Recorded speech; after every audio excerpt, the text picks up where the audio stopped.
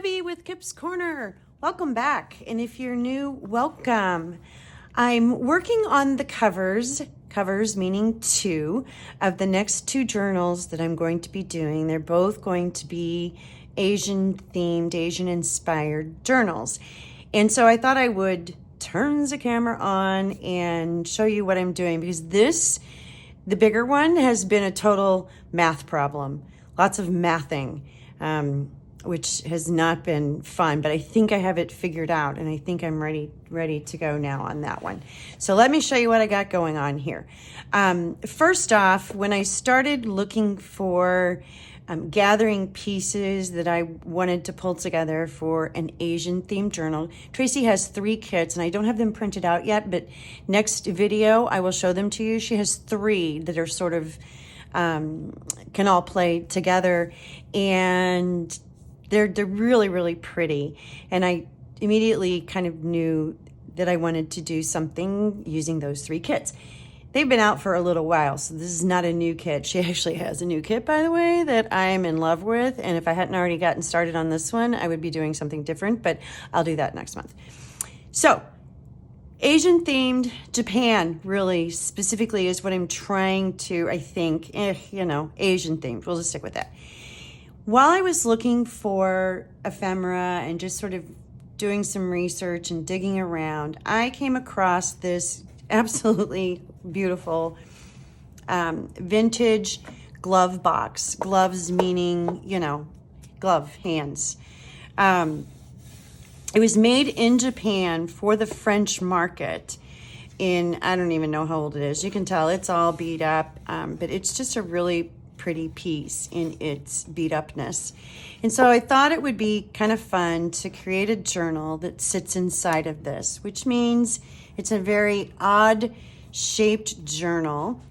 And so what I'm going to do with this one is, I think, I'm not sure how I'm going to bind it yet, but I want it to be more of an art journal. And so on this one, I've pretty much got this one done. I mean, it doesn't have the corners or, there's nothing on the inside or anything like that. But I've got art up here with some letter charms in a book plate frame that I turned, up and down. And then this is a chipboard piece. And then these are melange pebbles that I put some gold behind. And then this is an actual Japanese paper, and I can't remember the name of it, but I will look it up. And it starts with a K. Anyway, it's just a beautiful, beautiful sheet. It's got a metallic to it, and so that's the cover. And there's some twine here and a little trim piece. So that slipped right inside there. And so when the journal is done, it'll live in this box. And so that's the plan for that one. So this cover is pretty much ready to go. Okay, that's that. Because this is so tall and skinny, it's only, I don't know, what is this? Here, let me tell you. I have a ruler. I have 2 rulers here, as a matter of fact. It's only 3 inches wide. It's 3 inches wide by 10 inches tall, so 3 by 10. Very odd size for a journal. But I thought it would be a fun size for, if you wanted to go with, think about Tracie creating the sample book. If you wanted to create a book similar to that, and perhaps instead of samples, it's just real pieces of your sketches or your art journal pages, I thought it would be just a fun size. So that's only 3 inches wide. And I will use some of Tracie's kits inside here, but really to do them justice, so they don't have to make them sort of odd sizes, I decided that I wanted to do more of a standard size journal. And so what I've got here is, I've got it's got some goobers on it, a slight curve to the spine. This is covered with a black fabric that has an embossing on it. And no, this is not Asian, but I thought that it would look really pretty. It looks embossed. And I thought it would really look kind of cool with what else I'm going to do to the front of this as I build it up. And on the side, I braided a piece of leather. It's a very thin piece of leather, and I added that braid to the spines. I thought that was kind of fun. And then here comes the mathing. So I have this. Let me show you underneath. This is a glass encased negative. And it is the negative of a piece of artwork from, I'm not going to be able to say this right, Sharaku Tushisei, I don't know. And it looks like it's labeled here 1794. So I think the piece of artwork was created in 1794, and it's just got lots of little, very neat handwriting, by the way. Lots of little notes here. It says the woodcut, dark mica copies in Chicago ATC and New York something. So there's notes there. And so this is just an old encased color negative. I don't know if it's yeah, I think this looks like a negative. And of a true, vintage piece of artwork. And so I wanted to put this on the front. Okay. A couple of challenges faced me in using this on the front of a journal. Number one, it's glass. I don't want it to be vulnerable to breakage. I don't want to take any of the tape or anything off because it is glass and there's potentially sharp edges there. The tape is protecting that. I didn't want, you also have a scenario where you kind of have to have white underneath it in order to be able to see it. Obviously, if it's on this black, that's just a black blob. You can't see anything. So I was faced with some challenges about how to do that. I didn't want a white cover. And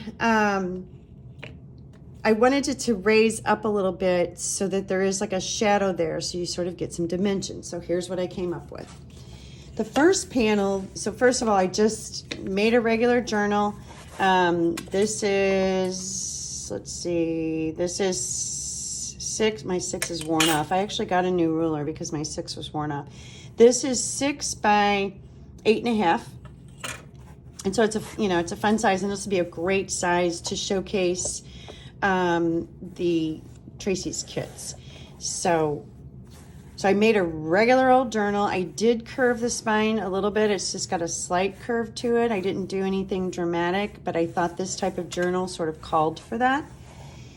And then I covered it again. Like I said, this fabric I think is going to look kind of cool. Okay. Then what I've got is I have a panel that will go on top. Let me flatten this out. Okay. I have a panel that will go on top, and you notice that I have a hole in it. That's so I can put white behind it. There's actually 2 pieces here. And one of these, let's see, one is the right side. That looks brighter. I have a hole in here so that I can put white behind it. So that's actually the next step. That's the next thing I need to do is to put white behind it. But so that will allow the white to be behind the negative. But the hole, I didn't want this to sit flat. I didn't want it to sit completely flat on a piece of white. I wanted it to be raised. So I went in a 1/16 of an inch all the way around, 1/16 of an inch shy of the actual size of this glass piece. So this will sit right here, and it'll be raised up, just the thickness of this chipboard. And this is a thinner chipboard. It'll be raised up the thickness of the chipboard, and the white will be there, so there'll be like some shadowing going on behind it. That was kind of what I wanted to do. Are you with me so far? Now you can kind of see them. Yay. Then I didn't want this glass piece just sitting on top of a piece of chipboard, because that goes back to what I was saying earlier. It's glass. That just makes the edges vulnerable. I didn't want somebody to accidentally, cut themselves or anything. Not that I think they would. So then what I did was I cut another piece of chipboard where the opening is the exact size of the glass. And this is a thicker chipboard. This is the same chipboard that is the baseboard. And so it sits right on top. And what happens is when this is all glued down, these are almost flush. I mean, they're pretty much dead on.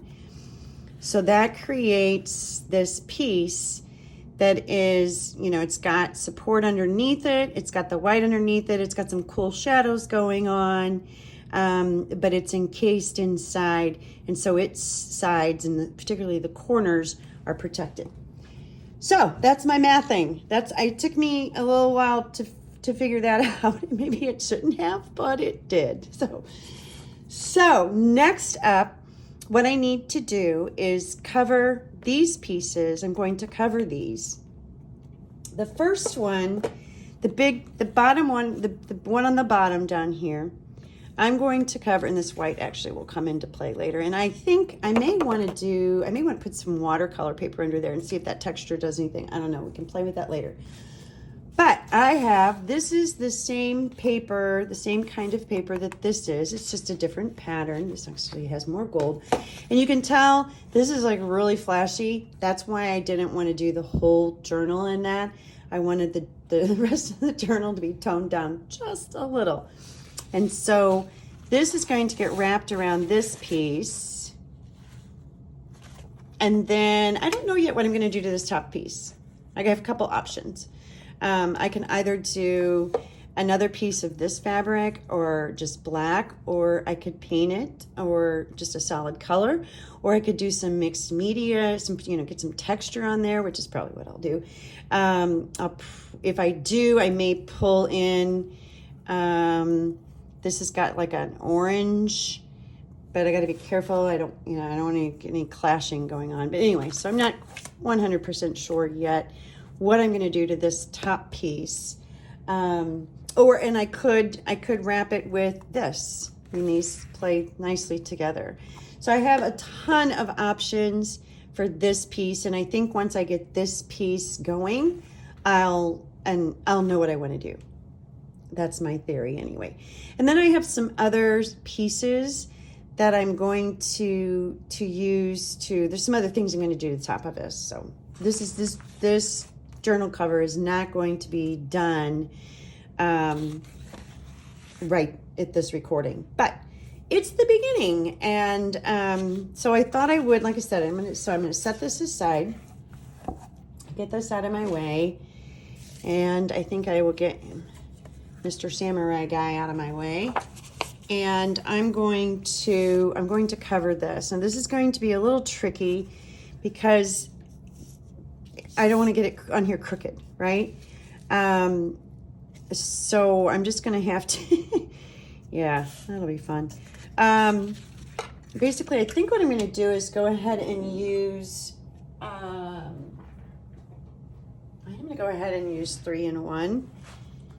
Just because I don't want any, I don't want to use a water-based glue because I don't want any warping. I've got a lot of shadows going on, don't I?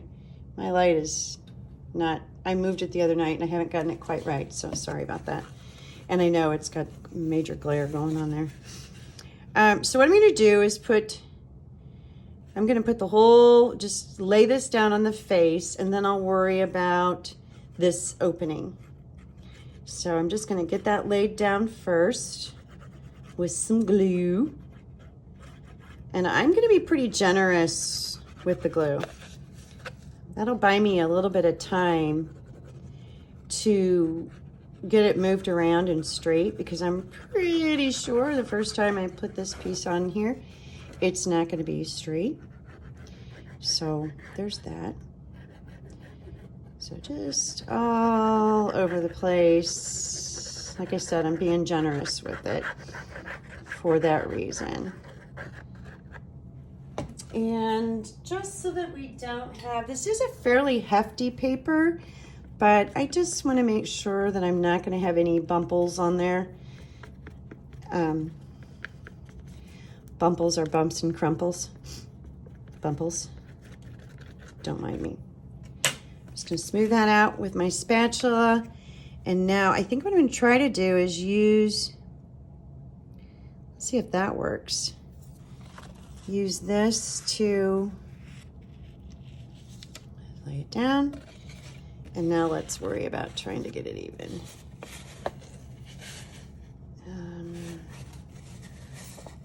That's actually, that's not, we're gonna call that not too bad. All right, that was lucky. Okay, I wanna get this nice and stuck down. I'm gonna brayer it.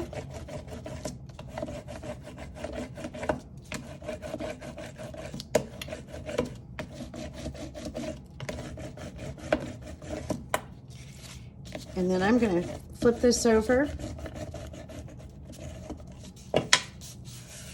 Yeah, how did I get that? I mean, it's not straight, but boy, it's not bad. I don't know how I did that. Okay, now I'm gonna flip this over and trim this out. I had a piece, you know, way bigger than I needed. So I'm just going to, I need to trim this edge to be smaller in size than the width of my frame, because when I curl this over, I don't want it coming back over into this opening. So I don't need much. As a matter of fact, the piece I had there was way too big. This comes in a really big sheet, and so this was just a piece that I had kind of chopped off the sheet. I have plenty more, and will very likely do something else with it for either this journal or the smaller one. Figure that out. All right. Before I turn those edges, I'm going to take my knife, if I can find it, and I'm just going to slice from corner to corner here. Oops. Here. Oops, my knife is really dull. You'd think I would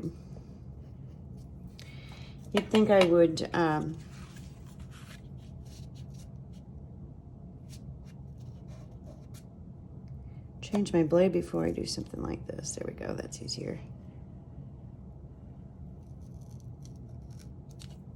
All right, it didn't go all the way through. Let's try that again. It would have if my...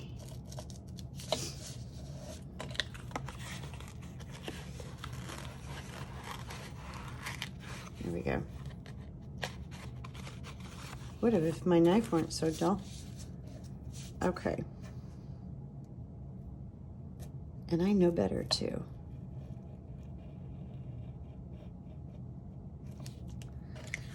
This does not have to be an exact X, but basically what I'm doing is opening up. I'm opening up the center. There we go, like that. Now what I'm gonna do is I'm just gonna take these pieces and I'm going to glue them down. Now when I get to the other three sides, I'll have to trim them, but this one doesn't have to be trimmed. Doesn't have to be neat back here. This is the back. This will be toward the journal. Nobody will ever see it.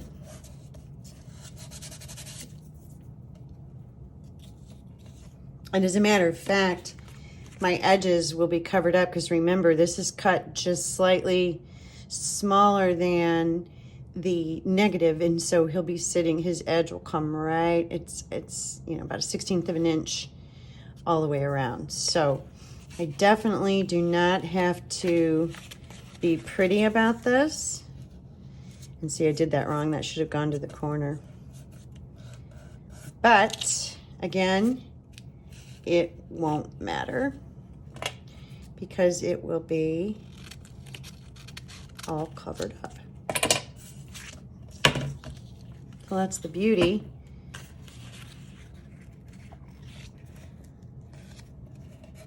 Of doing this the way I'm doing it. because it doesn't have to be perfect. I've done frames like this before,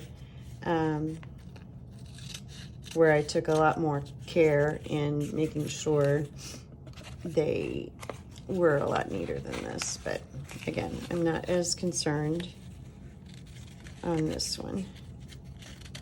And this is a really awkward angle. That's fine. All right, so let's finish getting this on. All right, now the corners do matter, because especially down here on this bottom piece, because this will show. So I'm going to tuck that in right there, and then I'm going to glue it. So I think the next step will be to just sort of play around with what the next step will be. Yeah, that made sense, didn't it? Because I haven't fully decided. This is about as far as I've gotten. I tell you what, figuring out the windows and how this all sits in there, that was major. That was a major ordeal. I lost sleep over that, trying to figure that out. I know you're probably thinking, well, it's not that hard. It just, like I said, it was sort of like a math equation to me, making sure that each one of the layers, each layer on here has a purpose. And I wanted to make sure that each layer was the right size. Okay, that's really pretty. All right, that is the base piece. So that's the piece that will go on top of here. Oh, that is pretty. See, isn't that pretty? The black and gold is really pretty. All right, so that piece goes there. No. Okay, so that piece goes there. Then I need the white. Again, this has a front and a back. I think this is the back. I need to glue the white on to here. And obviously that is too wide. So I'm going to snip it off.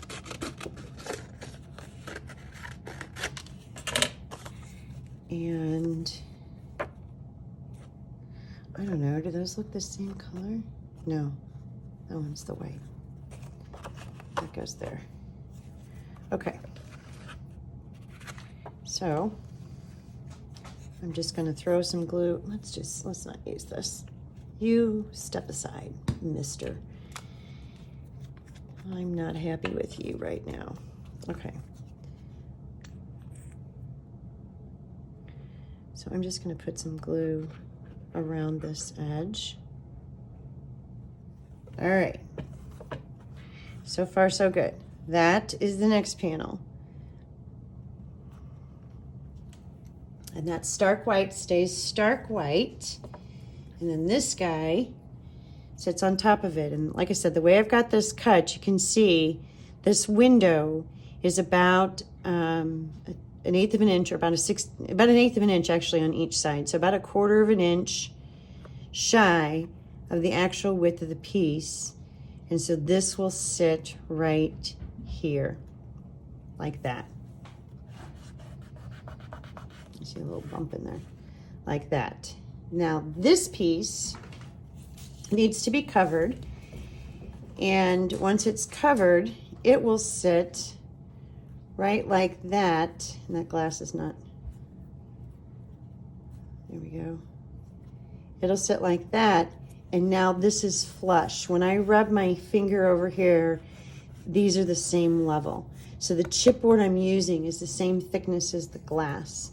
And so I've encased it inside that glass, so it should be fully protected. I mean, if you came in here and went kaboom, you know, went kaboom on this with your fist, or, you know, a hammer or something, yes, you would absolutely break the glass. But that's no different than any other journal where there's mixed media pieces on it. If they're breakable if you're not careful with them. So, but I feel like this brings this piece up to a level that is not so vulnerable to destruction, to easily breaking, especially that glass piece. So now I have to decide what I want on here. Like I said, I've got options. So I have more of this somewhere, but one option is to put this on there, which would be, oh, I kind of like that. That would be pretty, but it's also kind of busy. So you got busy and busy together. So another option is to put, let's see, what did I do with my fabric scraps? This is just a cutoff, but we would get the idea. The other option is to, no, I don't want to do that because I want this embossed sort of pattern in this black to remain subtle. I don't want to bring it to the forefront. So keeping it just to the back, I think is the way to go there. All right, so I ruled that out. I think what are these, cherry blossoms? I think those are probably going to be too busy. I feel like that's a lot going on. So that takes me to, I think what I'm going to do is I think I'm going to put some texture. I think I'll start with some crackle paste because that's my favorite thing to start with. I'll start with some crackle paste, and I think I will end up making this just textured, maybe black. Maybe it's solid black. That's a tough one. That's a tough one.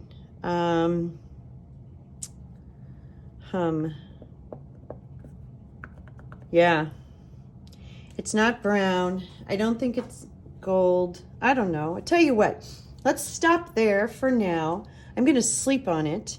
But let me know in the comments what you think. And can you, I hope this is coming out.